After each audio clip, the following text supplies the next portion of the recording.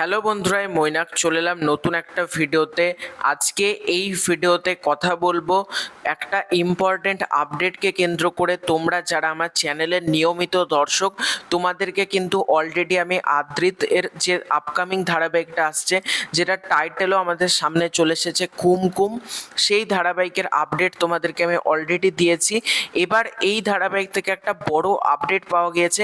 আদ্রিতের অপোজিটে কে থাকতে চলেছে, এত জল্পনার পর, এত কিছুর পর ফাইনালি কে থাকতে চলেছে সেটা কিন্তু অফিসিয়ালি লকড করেছে টিম। এছাড়াও কেন লুক সেট হবার পরেও সুস্মিতা দে, মানে আদ্রিতের অপোজিটে তো সুস্মিতা থাকারই কথা ছিল, কিন্তু সে কেন বাদ পড়লো সেটাও তোমাদেরকে আজকের এই ভিডিওতে জানাবো। তার আগে ছোট অনুরোধ করব, তোমাদের যদি ভিডিওটা ভালো লাগে ভিডিওতে একটা লাইক করো, কমেন্ট করো।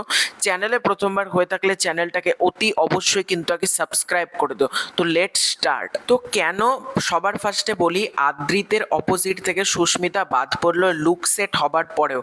দেখো, এটা যেটা কারণ জানতে পারা যাচ্ছে, তোমরা প্রত্যেকে জানো রিসেন্টলি হইচই ওটিটি প্ল্যাটফর্মে সুস্মিতার একটা ওয়েব সিরিজ এসেছে যেটার নাম হচ্ছে কুহেলি।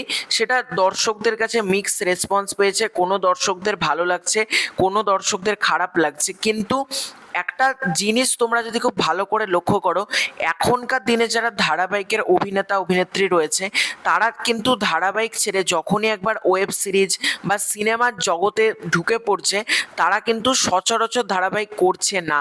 তোমরা সৌমিত্রিষার যদি ব্যাপারটা দেখো, সৌমিত্রিষার ধারাবাহিক নিয়ে কিন্তু অনেক জল্পনা কল্পনা চলছে, কিন্তু সৌমিত্রিষা এই মুহূর্তে কোনো ধারাবাহিকই করছে না। তার আপকামিং হইচইয়ের ব্যানারে একটা কাজ আসছে। এরকম তোমরা অনেকের পেয়ে যাবে যারা কিন্তু ওটিটিতে যখন একবার ডেবিউ করছে। দেখো, মানুষের প্রথম স্টেজ থাকে হচ্ছে সিরিয়াল, সিরিয়ালের পর হচ্ছে ওটিটি, ওটিটির পর হচ্ছে সিনেমা।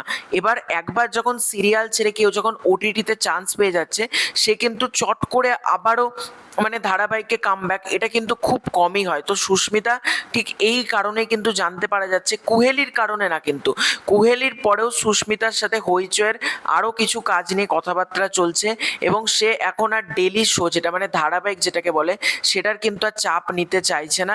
সে বলেছে ধারাবাহিকে ফিরলে যখন ফিরবো বড় করেই ফিরবো, বড় অ্যানাউন্সমেন্ট দিয়েই ফিরবো, কিন্তু আপাতত আমি ওয়েব সিরিজ নিয়ে তার কথাবার্তা চলছে, এটাই কিন্তু সুস্মিতা ক্লিয়ারলি জানিয়ে দিয়েছে। অর্থাৎ আদ্রিতের অপোজিটে কিন্তু এই কারণে আমরা সুস্মিতা দেখতে পাচ্ছি না।